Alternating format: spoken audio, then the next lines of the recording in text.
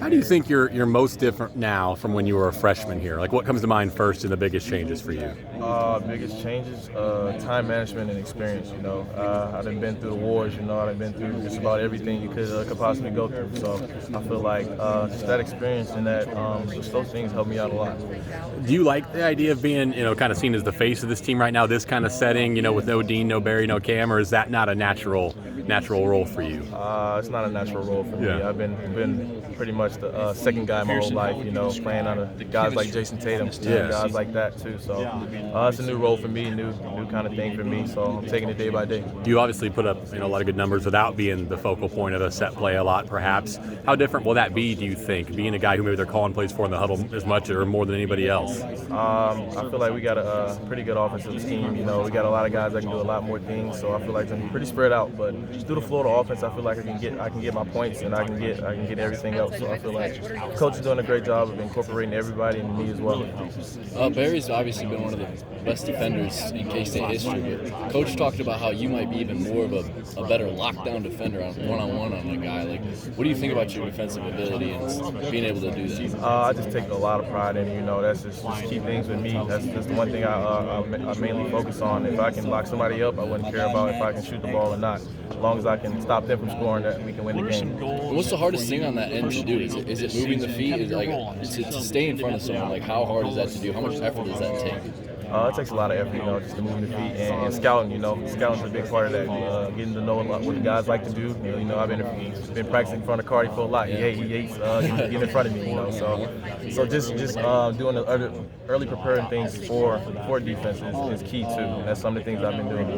And I know I've asked you before and stuff, but Dejuan Gordon, he's a guy that you've taken under your wing and stuff like that. But he's talked about being one of the best players through practice, through like the 20 practices you guys had.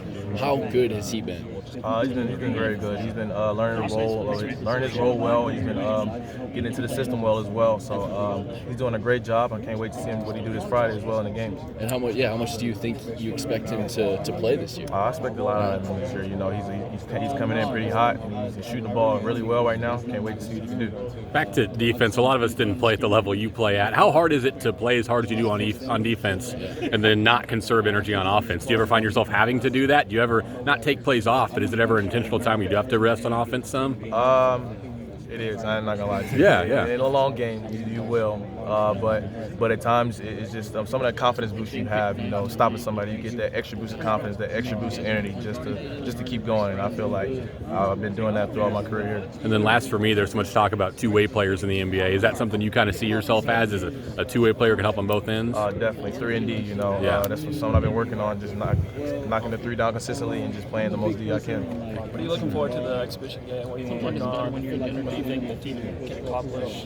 Hopefully get the W, of course, and just to look at the offensive wise, just to see the ball spread some more. I feel like we've been doing a great job of that as well. We got a lot of guys that can do a lot of different things, and of course, see the first game we can do defensive wise. See how low we can hold this team too.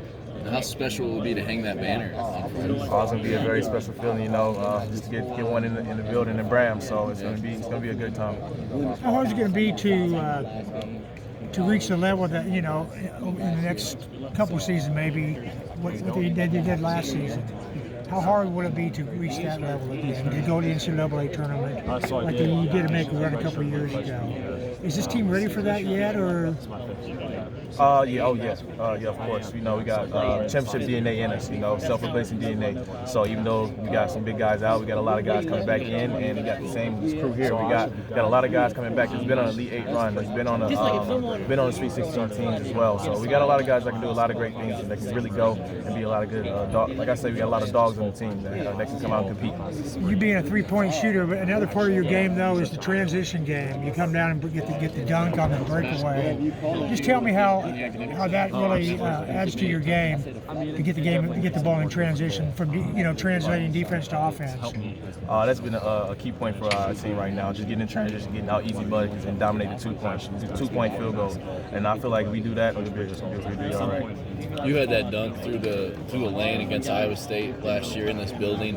I mean, how much have you worked on that through the offseason, being able to just, go up and dunk on guys whenever you want? Just going up and finishing, instead of trying to pass it off or something like that. That's been something I've just been working on, just consistently finishing through contact as well. It's just some of the things I've been working on to just expand my game. It's a real-time type of thing, though, isn't it? Real-time type of thing where it's reactionary.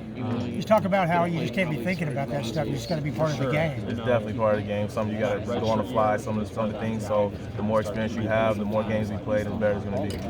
Kind of off the wall question, but from a social aspect, what's this event like? Like, do you talk to the other players or their coaches? Do you get to keep it yourself? Just what is this like to be a player sitting around with 30 other guys in the league sitting around talking? Like I said, I even went on some of my NBA process with some of the guys even here. So getting to know these guys, getting to play with them as well.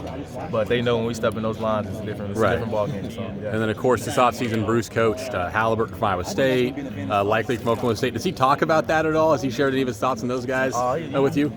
He came in about his first days back. He gave us the feedback, and we congratulate him and those guys as well on the great chance they had to go out there and do that. But it's pretty much back to K-State, back to focusing on us.